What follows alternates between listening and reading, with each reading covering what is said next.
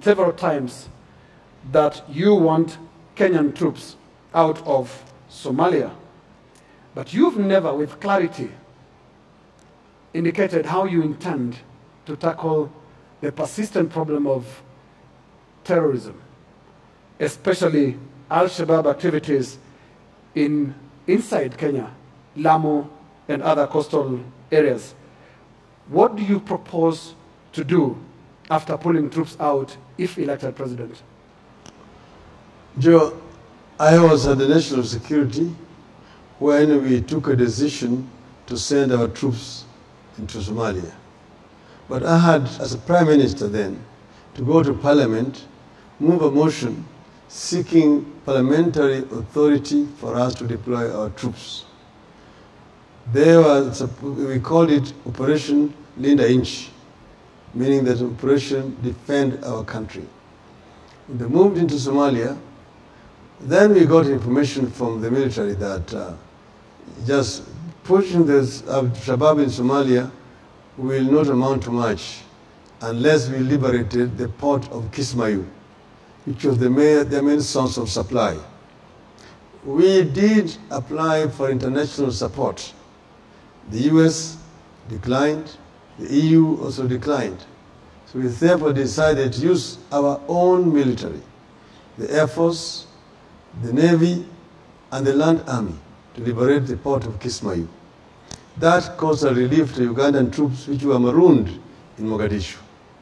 Thereafter, we should have retreated back to our borders. But what happened was our troops were then rehatted and made part of the AMISOM troops inside Somalia. In the meantime, the Al-Shabaab has continued to penetrate our territory and carry out attacks in Mandera, in Wajir, in Lamu, and so on and so forth.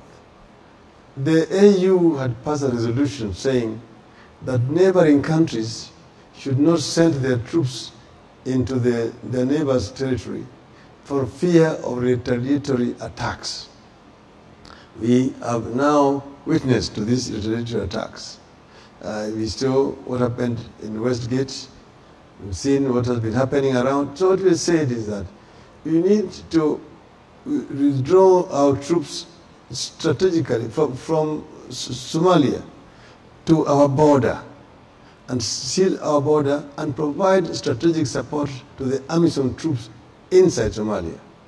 And then at the same time, increase our intelligence here, intelligence gathering, so that we can be able to nip any pending attacks in the bud. We saw what happened in Mandera, saw what happened in Westgate the other time.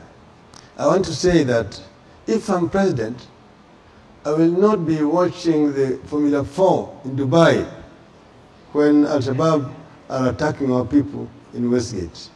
I will lead from the front. And I think that this government has not done exactly what is needed to provide sufficient security for our people. Honorable Odinga, sticking to the Al-Shabaab question, I would like you to respond to some of the accusations that have been coming through from the government.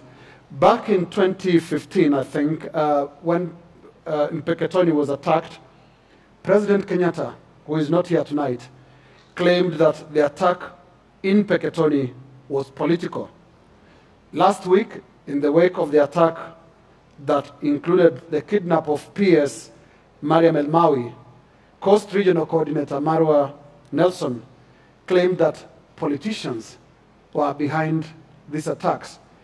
Both suggestions by the president and Marwa were pointing inwards, that is within Kenya, that politicians within Kenya were behind Al-Shabaab attacks. It is most unfortunate, Linus, that the government, and particularly the president, should be playing internal politics with the matter of security, particularly where the lives of Kenyans is concerned. At that time, allegation was made that it was a work of some local leaders. And remember, the Lamu governor actually was supposedly accused.